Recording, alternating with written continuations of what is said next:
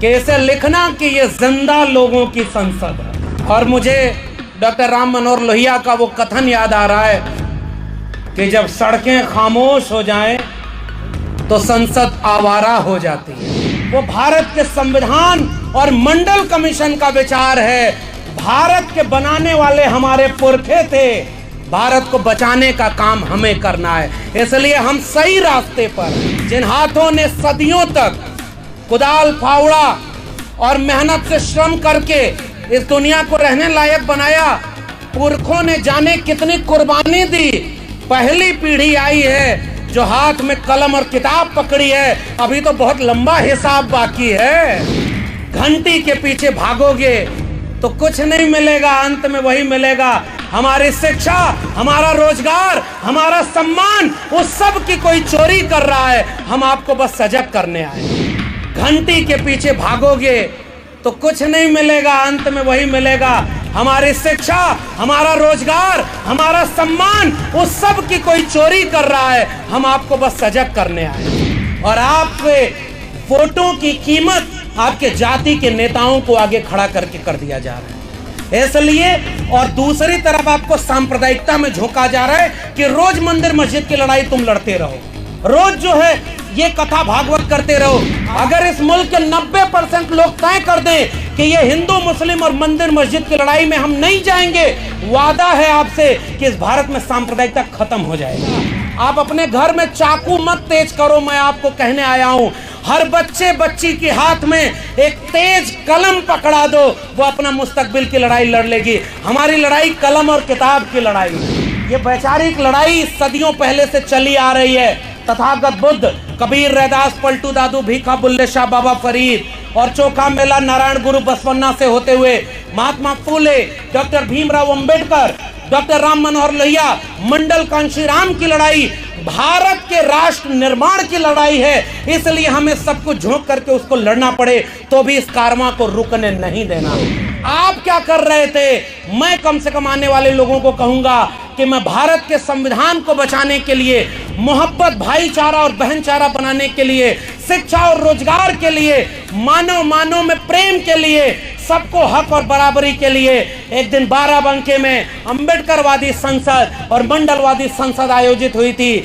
आने वाली पीढ़ियों को आंख मिलाकर मैं कहूंगा कि मैं अपने हिस्से की लड़ाई लड़ रहा था ताकि आने वाली पीढ़ियां हम पर नाज करें, हम पर अफसोस न करें। युवा ब्रिगेड के तत्वावधान में आयोजित अंबेडकरवादी मंडलवादी संसद में आए हुए आप सभी लोगों को मेरा क्रांतिकारी जय भीम, जय मंडल, जय संविधान है, इंकलाब जिंदाबाद है। साथियों, एक शेर मुझे याद आ रहा है कि जब लोग कहेंगे कि ये भीड़ काफी नहीं, जो लोग कहेंगे कि ये भीड़ काफी नहीं, तो हम कहेंगे कि लड़ने वाला एक शख्स भी काफी है। और मैं जिस मंच पर जिन लोगों के साथ आपने मुझे बैठने का मौका दिया है,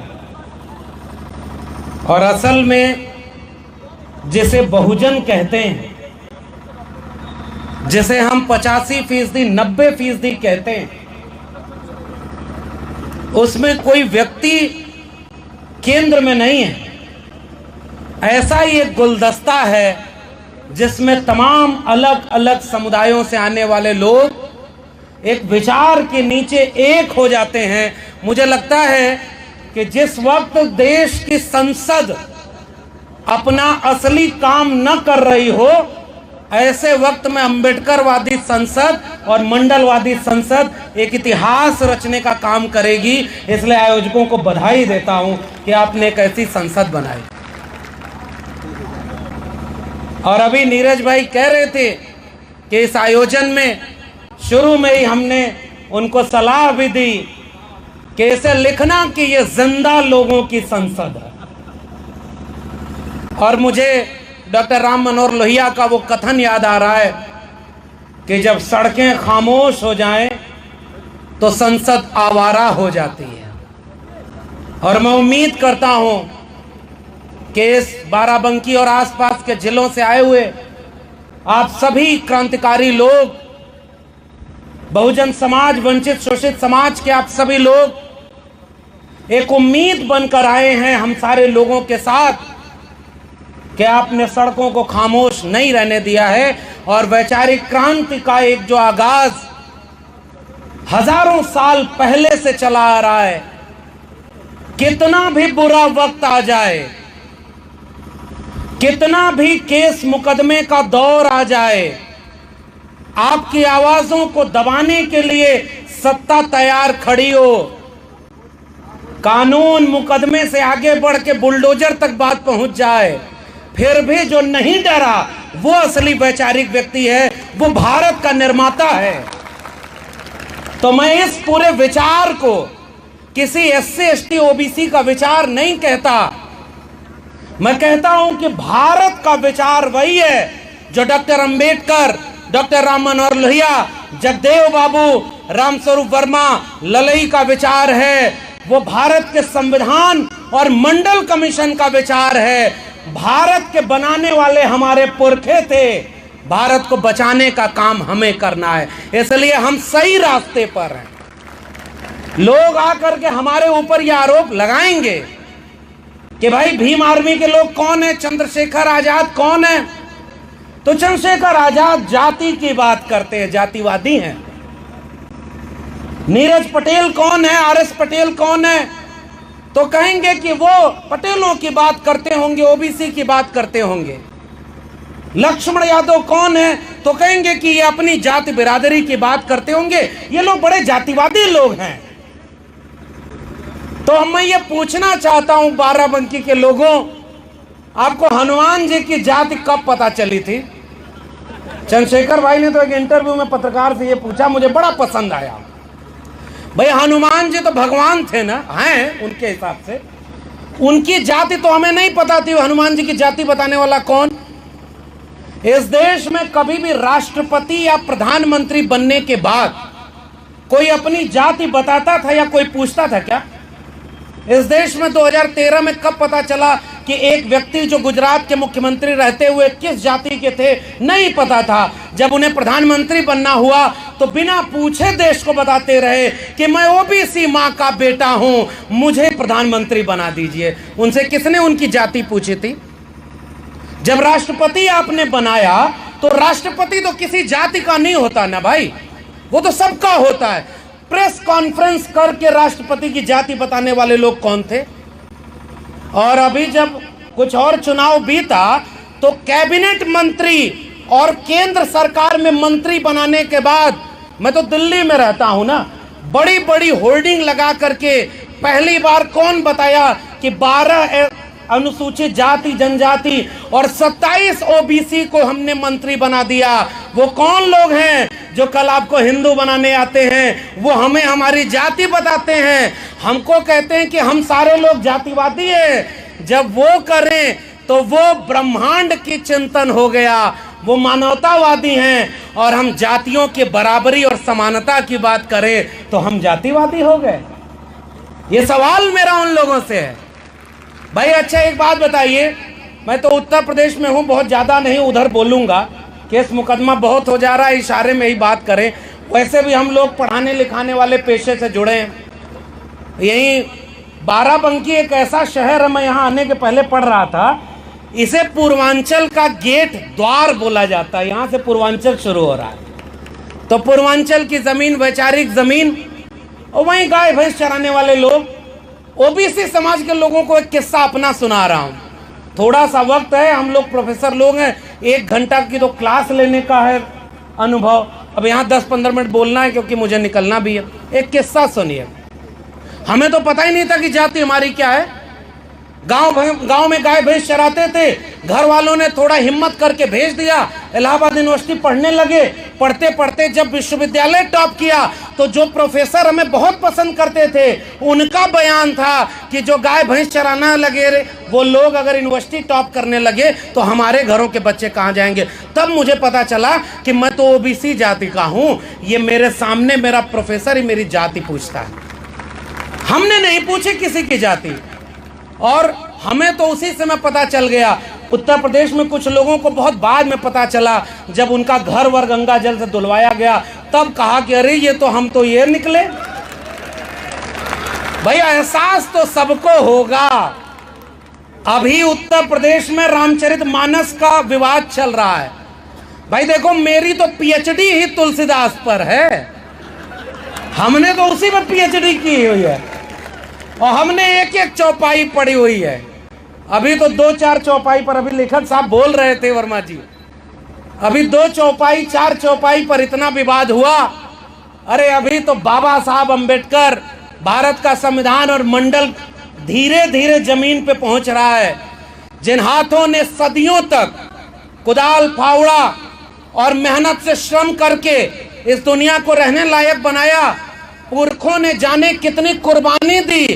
पहली पीढ़ी आई है जो हाथ में कलम और किताब पकड़ी है। अभी तो बहुत लंबा हिसाब बाकी है, अभी तो शुरुआत हुई है। हिसाब होगा कि नहीं होगा? अच्छा, हिसाब का मतलब क्या?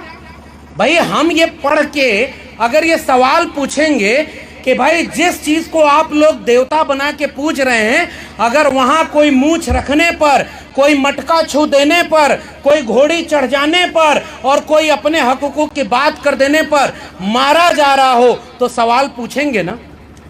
अगर किसी जाति के लिए लिखा है जेबर नादन तेल कुम्हारा सपच करात कोल कलवारा, सारी चीजें, वो सारी चीजें लिखी हुई हैं, तो पूछा जाएगा आप अपना सम्मान बढ़ाओ। पूज्य विप्रशील गुणहीना शूद्र गुण गण ज्ञान प्रवीणा। मैं तो पढ़ाता हूं, पीएचडी किया हूं, इसलिए मैं बोल सकता हूं। भाई मैं तो ये पूछ रहा हूं, आप अपनी पूजा करवाए, हमें कोई दिक्कत नहीं, आप अपनी पूजा करवाओ। हमारे लिए क्यों कह दिया कि पूज्य शूद्र न गुण गण ज्ञान प्रवीणा? कोई विद्वान हो तो भी उसकी पूजा न हो। उसी दौर में वैचारिक क्रांति थी, अंबेडकरवादी मंडलवादी संसद में आए हुए लोगों, उसी समय संत कबीर सदगुरु रविदास ने कहा कि पूज्य चरण चंडाल के जो हो वे गुण प्रवीण। और वो वैचारिक लाइन है जिसमें हम कह रहे हैं प्रतिभा और काबिलियत का सम्मान। अब एक बात बताइए, इस देश में जातिवाद ने सबसे ज्यादा नुकसान किया है कि नहीं? उत्तर प्रदेश के लोगों को तो अच्छे से पता होगा। मंडलवादी और अंबेडकरवादी विचार का मतलब क्या है? कोई बड़ा नहीं, कोई छोटा नहीं। हम लोग बचपन में बुलडोजर को क्या देखने जाते थे? जमीन समतल करने का काम करता है। आजकल बुलडोजर लोगों का घर गिरा दे रहा है और उसमें लोग मर जा रहे हैं। मैं इससे ज्यादा नहीं कहूंगा। इसी प्रदेश में हेलीकॉप्टर से फूलों की बारिश किसके ऊपर हुई? आपको पता है? हेलीकॉप्टर से फूलों की बारिश किसके ऊपर की गई? जो विश्वविद्यालय में पढ़ने जा रहे थे उनके ऊपर क्या? जो अपना रोजगार मांग रहे थे उनके ऊपर हुई क्या? ये 69,000 शिक्षक भर्ती घोटाले में जो आरक्षण मांग रहे थे उनके ऊपर हेलीकॉप्टर से फूलों की बारिश हुई क्या? ये जो लोग मंडल सिफारिशों को लागू कराने की बात कर रहे थे उनके ऊपर हेलीकॉप्टर की बारिश हुई क्या? फूलों की हेलीकॉप्टर की बारिश उनके ऊपर हुई जो कांवड़ धोने जा रहे थे। भाई हमें दिक्कत नहीं, तुम हेलीकॉप्टर की बारिश करो, जो मन करे वो बरसाओ, लेकिन एक बात बताओ, उस कांवड़ ढोने वालों में मैं अपने गांव की एक बात बताता हूं। आज से 15 साल पहले तकरीबन 15 लोग सरकारी नौकरी में थे, कांवड़ ढोने कोई नहीं जाता था। आज मैं अपने गांव को देखता हूं, 15-20 लोग कांवड़ ढोने जाते हैं और कोई सरकारी नौकरी वाला नहीं बच गया। एक किस्सा सुनिए, गांव में हम लोग गाय भैंस चराते थे, तो एक किस्सा पुराने लोग जानते होंगे कि भैंस चुराने वाले रात के अंधेरे में भैंस की चोरी करने आते थे। ध्यान से समझिएगा, समझदार को इशारा काफी। बाकी नीरज पटेल जी हैं और चंद्रशेखर भाई हैं ही, वो अपनी बात कहेंगे तो फिर कोई कसर बाकी रह नहीं जाएगी। तो मैं तो 2-4 इशारा करके जा रहा हूं। अंधेरे में जब भैंस चुराने आते थे तो उसके गले में जो घंटी होती थी उसको लेकर एक चोर पूरब भागता था, तो भैंस लेके बाकी चोर पश्चिम दिशा में भागते थे। अब अगर घर वालों की नींद खुलेगी तो किधर भागेंगे? जिधर से घंटी की आवाज आ रही है उधर जाएंगे ना। और पूरा गांव उधर भाग रहा है जिधर से घंटी की आवाज आ रही है, और चोर आखिरी में घंटी एक खेत में फेंक कर भाग गए और वहां गांव वाले पहुंचे तो वहां क्या मिला उनको? घंटी और रात के अंधेरे में चोर भैंस चुरा करके लेके। उत्तर प्रदेश के लोगों, कुछ लोग आए हैं, मैं और कुछ नहीं कह रहा, घंटी के पीछे भागोगे तो कुछ नहीं मिलेगा, अंत में वही मिलेगा, हमारी शिक्षा, हमारा रोजगार, हमारा सम्मान, उस सब की कोई चोरी कर रहा है। हम आपको बस सजग करने आए, आपको अपना हक मांगना है भाई।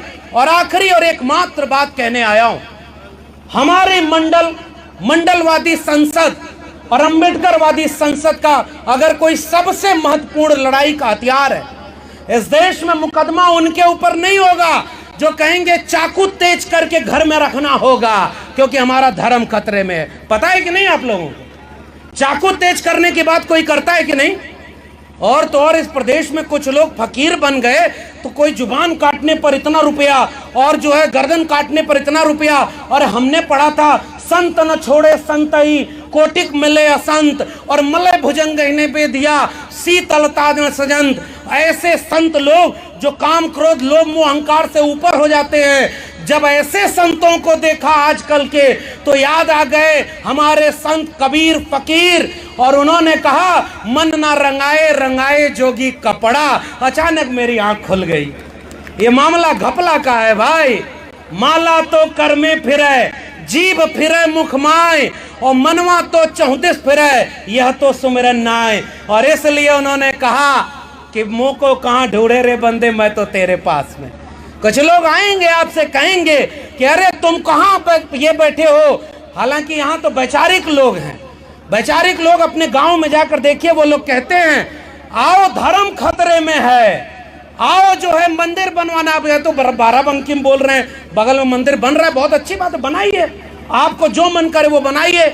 लेकिन हम आपसे केवल ये पूछेंगे, बाबा साहब और वैचारिक क्रांति की लड़ाई ये है कि जिस दिन मंदिर जाने वाली भीड़ स्कूल कॉलेज और विश्वविद्यालय जाने लगेगी, उस दिन इस भारत को विश्व गुरु बनने से कोई रोक नहीं पाएगा।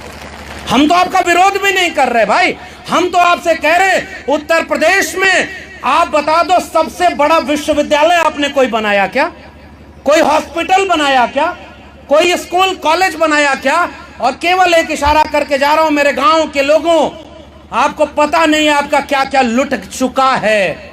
नई शिक्षा नीति 2020 इस देश में लागू हो चुकी है और नई शिक्षा नीति कह रही है कि पहले होता था कि 2-3 किलोमीटर पर स्कूल खोले जाएंगे, सर्व शिक्षा अभियान चलाया गया, घर घर के बच्चे स्कूल जाएं, पढ़ें, अपना मुस्तकबिल बनाएं। नई शिक्षा नीति कह रही है जिस स्कूल में 3000 से कम विद्यार्थी होंगे उस स्कूल को दूसरे स्कूल से मर्ज कर देंगे, और दोनों मिलाकर भी विद्यार्थी पूरे नहीं हुए तो इन स्कूलों को बंद कर देंगे। डिग्री कॉलेजों में 5000 से कम विद्यार्थी होंगे तो बंद कर देंगे, और अगले 15 से 20 साल में 45,000 सरकारी डिग्री कॉलेज इस देश में हैं, उनको कम करके क्लोजर और मर्जर की पॉलिसी से 15,000 डिग्री कॉलेज बता देंगे। बताओ इस देश के लोगों, आपको स्कूल कॉलेज विश्वविद्यालय नहीं चाहिए क्या? आपको चाहिए कि नहीं? स्कूल कॉलेज विश्वविद्यालय चाहिए कि नहीं? और आपने जिनको वोट दिया वो कह रहे हैं विश्वविद्यालय और स्कूल कॉलेज अब बंद होंगे, हर जगह ठेके पर प्रोफेसर। मैं खुद एक ठेके पर प्रोफेसर हूं, ठेके पर। कुछ लोग अमर होने के लिए पैदा होंगे कि सब इतिहास मिटा दो, दुनिया याद करे, तो एक ही प्रधानमंत्री हुआ, फकीर आदमी है जी, हमारा क्या है, हम तो झोला लेके चल जाएंगे। हमारे और आपके बच्चों का क्या होगा भाई? हमारे आपके झोला लेके जाने की नौबत है क्या? और लोगों ने आपके बीच में सांप्रदायिकता की आग भर दी है। केवल लड़ते रहो मंदिर मस्जिद के नाम पर, केवल लड़ते रहो हिंदू मुसलमान के नाम पर, और आपकी शिक्षा बर्बाद कर दी गई है। और वही उस प्रधानमंत्री का दोस्त जिसे दुनिया का दूसरा सबसे अमीर आदमी बना दिया ना फकीर ने, अब शेयर बाजार गिर रही है, पता चला अगला हवाई जहाज पकड़ करके वही झोला लेके चल ना दे। वो झोला बहुत बड़ा हो चुका है, उसमें हमारे आपके बच्चों की शिक्षा बिक गई है, रोजगार खत्म हो गया है और सम्मान स्वाभिमान खत्म हो गया है। मैं केवल आगे के वक्त अपनी बात रखेंगे तो मैं बस केवल ये गुजारिश हूं कि विश्वविद्यालय में पढ़ने पढ़ाने वाले हम लोग हैं, हम आपसे केवल गुजारिश करने आए। हम लोग या चंद्रशेखर भाई बैठे हुए, नीरज पटेल बैठे हुए, आर एस पटेल और हमारे लेखक साहब हैं, अगर शिक्षा न मिली होती, डॉक्टर भीमराव अंबेडकर, लोग कहते हैं कि एहसान कर दिया कि उनको संविधान सभा में प्रारूप समिति का अध्यक्ष बनाया। अरे भाई 18 डिग्रियां 4 PhD वाला उस समय भारत में कोई दूसरा आदमी था ही नहीं जिसको संविधान सभा में प्रारूप समिति का अध्यक्ष बनाते। ये कोई एहसान नहीं, अपनी काबिलियत और हुनर से पाया गया मुकाम है। और वो मुकाम पाकर बाबा साहब ने एक ऐसा संविधान बनाया जिसमें कोई बड़ा नहीं, कोई छोटा नहीं। संत रविदास ने कहा कि ऐसा चाहूं राज में जहां मिले सबन को अन्न, छोट बड़ो सब संबस है, रविदास रहे प्रसन्न। कभी डरिएगा मत कि हमको कोई जातिवादी कहे तो हम डर जाएं। अरे सबसे बड़े जातिवादी वो लोग हैं जो 1% लोग विश्वविद्यालय में 99% प्रोफेसर बने बैठे हैं, वो एक ही जाति के लोग हैं। आपको वो जातिवाद क्यों नहीं नजर आया? मैं दिल्ली विश्वविद्यालय में पढ़ाता हूं और 92 डिग्री कॉलेज मेरे दिल्ली विश्वविद्यालय के हैं, और एक भी SC ST OBC उन विश्वविद्यालय और डिग्री कॉलेजों में वाइस चांसलर और प्रिंसिपल नहीं बना है। कौन जातिवादी है भाई? आपने सुप्रीम कोर्ट में आज तक जितने जज बनाए हैं केवल 2 SC और 1 OBC है, शेड्यूल ट्राइब का कोई जज ही नहीं है। कौन जातिवादी है? आज जगदेव बाबू को याद करते हुए मैं केवल ये गुजारिश, हमने नारे सुन लिए हैं। समाजवादी आंदोलन का नारा था, सन सोपा ने बांधी गांठ, पिछड़ा पावे 100 में 60। OBC समाज के लोगों, हमें और आपको ज्यादा जागने का वक्त है। मैं कहीं भी देश भर में जा रहा हूं, मैं एक बात देखता हूं, और चंद्रशेखर भाई बैठे इनके सामने ये कबूल करते हुए कह रहा हूं, इस देश में सबसे ज्यादा अपमान और जलालत किसी को सहनी पड़ी तो वो शेड्यूल कास्ट के लोग थे। लेकिन जब उन्हें अपना एक वैचारिक आइकॉन मिला तो उन्होंने भारत ही नहीं पूरी दुनिया को बता दिया कि डॉक्टर अंबेडकर कौन है, उनको अब तुम मिटा नहीं सकते हो। ये ताकत है उस वैचारिक आंदोलन की। मानवर कांशीराम साहब ने आजाद भारत में वापस फिर से क्रांति की लहर जगाई, और अब यह तीसरा दौर है। OBC समाज के लोगों से मेरी गुजारिश केवल इतनी है, हमें भड़काया जाएगा, तोड़ा जाएगा, हमें आपस में कहा जाएगा कि तुम्हारी जाति वाले ने इसका हक मार लिया, इसकी जाति वाले ने इसका हक मार लिया, और हर जाति को आपस में लड़ाया जाएगा। कभी देखा है आपने कि उन तमाम शोषक जातियों में कोई आपस में नहीं लड़ता है, बहुत एक तालमेल बना होता है, सब एक दूसरे की मदद करते हैं, और आपके वोटों की कीमत आपके जाति के नेताओं को आगे खड़ा करके कर दिया जा रहा है। इसलिए, और दूसरी तरफ आपको सांप्रदायिकता में झोंका जा रहा है कि रोज मंदिर मस्जिद की लड़ाई तुम लड़ते रहो, रोज जो है ये कथा भागवत करते रहो। आजकल कथा भागवत की बात आई है तो नए नए बाबा आ गए हैं जो किस्मत बता रहे हैं। ये कौन सा भारत बना रहे हो भाई? टीवी पर बैठ करके लोग कह रहे हैं कि ये चमत्कार है, विज्ञान है, कि ये किस्मत बता रहे, और वो बाबा अपने भाई की किस्मत नहीं बता पाया कि ये दलितों की शादी में जब जाएगा तो मुकदमा होगा इसके ऊपर, और मुकदमा हो गया भाई। ये दूसरे की किस्मत बताने वाले लोग आपको केवल ध्यान भटका रहे हैं। मेरी गुजारिश, वैचारिक लोगों, इस क्रांति की आग को बुझने नहीं देना, और ये वैचारिक लड़ाई सदियों पहले से चली आ रही है। तथागत बुद्ध, कबीर, रैदास, पलटू दादू, भीखा, बुल्ले शाह, बाबा फरीद, और चोखा मेला नारायण गुरु बसवन्ना से होते हुए महात्मा फूले, डॉक्टर भीमराव अंबेडकर, डॉक्टर राम मनोहर लोहिया, मंडल कांशीराम की लड़ाई भारत के राष्ट्र निर्माण की लड़ाई है। इसलिए हमें सब कुछ झोंक करके उसको लड़ना पड़े तो भी इस कारवां को रुकने नहीं देना। यही गुजारिश है। और जाते जाते केवल एक चीज, कुछ ढपोर शंखों से बच के रहिएगा। ढपोर शंख का किस्सा सुना है आपने? एक आदमी गया और कहा, एक मार्केट में बाबाओं की बात हुई है, तब मैं बता रहा हूं जो चमत्कार और भविष्य बता रहे हैं, भविष्य बता रहे हैं भाई। और भारत के संविधान में अनुच्छेद 51A में कहा गया है कि आप वैज्ञानिक चेतना का विस्तार करेंगे। किताब में पढ़ा रहे हो कि सूरज का आकार इतना, उसका तापमान इतना, और हमारे यहाँ कथा में बता रहे हो कोई कोई सूरज को निगल गया। मैं चुनना चाहता हूं कि इस दोनों में से सही बात कौन सी है। और मंगल ग्रह को तो पता ही नहीं कि उसके नाम पर कितनी शादियां धरती पर टूट जा रही हैं। विज्ञान और तकनीक आई है तो हम बराबरी की जगह पर खड़े हैं। हमें एक ऐसा भारत बनाना है, हमें किसी से बदला, किसी के खिलाफ नहीं जाना है, हमें अपनी बराबरी का हक लेना है। वो हक किसका होगा? शिक्षा का होगा। आप अपने घर में चाकू मत तेज करो, मैं आपको कहने आया हूं। हर बच्चे बच्ची के हाथ में एक तेज कलम पकड़ा दो, वो अपना मुस्तकबिल की लड़ाई लड़ लेगी। हमारी लड़ाई कलम और किताब की लड़ाई।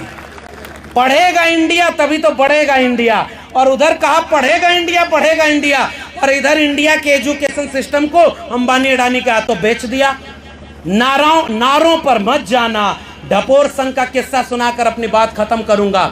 एक आदमी वहां बाजार में चला गया तो कहा कि ये क्या है भाई? तो कहा कि ये बहुत कीमती चीज है। तो कहा क्या है? तो कहा ढपोर संघ है। तो कहा ये क्या काम करती है? तो कहा आप जितना मांगोगे उसका दुगना देती है। तो वो आदमी गया और कहा कि ढपोर संघ 1 रुपया दे। तो ढपोर संघ की आवाज आई कि 1 रुपया क्या 2 रुपया ले। वो आदमी खुश हो गया, कहा 2 रुपया दे। तो कहा 2 रुपया क्या 4 रुपया ले। वो आदमी कहा कि अरे इस ढपोर संघ को हमें दे दो। उसने अपनी पूरे जीवन की पूंजी लगाकर ढपोर संघ खरीद लिया, घर में ले आया, सबको बुलाकर घर में आया और मोहल्ले को बुलाया कि देखो मैं कितनी नायाब चीज लेके आया हूं, जो मांगूंगा उसका दुगना मिलेगा। सबको बुला के बिठा के और कहा कि ढपोर संघ चलो अब 1 रुपया दो। तो उधर से आवाज आई 1 रुपया क्या 2 रुपया लो। तो उधर से फिर कहा अच्छा चलो 2 रुपया दो। तो उधर से आवाज आई 2 रुपया क्या 4 रुपया लो। तो उसने कहा अच्छा चलो 4 रुपया दो। तो ढपोर संघ से आवाज आई 4 रुपया क्या 8 रुपया लो। करते करते जब गया तो कहा कि अरे तुम 1000 रुपया दो। तो वो कही 1000 क्या 2000 दो। तो ढपोर संघ बोली, उधर से आवाज आई कि 2000 लो। तो वो आदमी बोला अरे कुछ तो दे। तो कहे देने का मेरा कोई काम नहीं है, जो दे सकती हूं वही तो दे रही हूं। धोखा हो गया। आपके बच्चों की शिक्षा बिक गई, आपके बच्चों का रोजगार खत्म हो गया, आपका स्कूल कॉलेज हॉस्पिटल बर्बाद हो गया।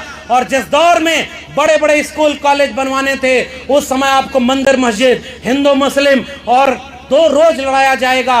90% कमेरा लोगों, ओबीसी समाज के लोगों, आइए थोड़ा एकजुटता बनाएं। और जिन जातियों की संख्या ज्यादा है उन्हें अपनी नाक छोटी करनी होगी और दिल बड़ा करना होगा। ये जो नाक हमारी लंबी हो गई, हमें एकजुटता नहीं है। और अचानक आपकी जाति का कोई व्यक्ति आएगा और आपका वोट लेके चला जाएगा। वोटों का सौदा हो रहा है और आपके बच्चों का भविष्य बेचा जा रहा है। इसलिए इस संसद के जिंदा लोगों, एक गुजारिश, हाथ उठाकर एक वादा करिए कि कभी भी अपने बच्चों को किसी सांप्रदायिक दंगे में नहीं भेजेंगे। मेरे हाथ उठा के गुजारिश है, वादा करिए। अगर इस मुल्क के 90% लोग तय कर दें कि ये हिंदू मुस्लिम और मंदिर मस्जिद की लड़ाई में हम नहीं जाएंगे, वादा है आपसे कि इस भारत में सांप्रदायिकता खत्म हो जाएगी, खत्म हो जाएगी, ये लड़ाई खत्म हो जाएगी भाई। और वैचारिक लड़ाई, ओबीसी समाज के लोगों से मेरी गुजारिश, एक भी ओबीसी समाज के व्यक्ति की न तो कोई अपमानजनक बात और न अन्याय अत्याचार किसी भी एससी और एसटी समाज पर कभी नहीं होगा। जितने ओबीसी समाज के लोग हैं, एक बार हाथ उठाकर वादा करिए और वादा अपने गांव में भी चल के कराइए। एकजुटता बनाने से बनेगी। और हम सब लोग जाति व्यवस्था के शिकार हैं। आओ मिल करके एक वैचारिक ईमानदारी से एक बड़ी एका बनाकर, और तमाम हमारे नए लोग, मैं तो बहुत उम्मीद से देखता हूं वैचारिक क्रांति का कारवां जो चला था एक समय, और हम सारे लोग, बाबा साहब से लेकर ये विरासत न होती तो हम लोग न होते। और आखिरी बात, हमारी आंखों के सामने भारत का संविधान है। पीढ़ियां पूछेंगी कि तुमको भारत के संविधान का लाभ मिला, तुमको सरकारी शिक्षा मिली, सरकारी रोजगार मिला, तुम पढ़ लिख लिए, और तुम्हारे सामने भारत का संविधान बर्बाद करके कोई आके कह रहा है कि संविधान बदलना है, हिंदू राष्ट्र बनाना है, कोई कह रहा है कि इसको ये बनाना है, संविधान खत्म करो। आप क्या कर रहे थे? मैं कम से कम आने वाले लोगों को कहूंगा कि मैं भारत के संविधान को बचाने के लिए, मोहब्बत, भाईचारा और बहनचारा बनाने के लिए, शिक्षा और रोजगार के लिए, मानव में प्रेम के लिए, सबको हक और बराबरी के लिए एक दिन बाराबंकी में अंबेडकरवादी संसद और मंडलवादी संसद आयोजित हुई थी। आने वाली पीढ़ियों को आंख मिलाकर मैं कहूंगा कि मैं अपने हिस्से की लड़ाई लड़ रहा था, ताकि आने वाली पीढ़ियां हम पर नाज करें, हम पर अफसोस न करें। आपने मुझे सुना, बहुत बहुत धन्यवाद। जय भीम, जय मंडल। संविधान जिंदाबाद, उल गुलाम जिंदाबाद, इंकलाब जिंदाबाद।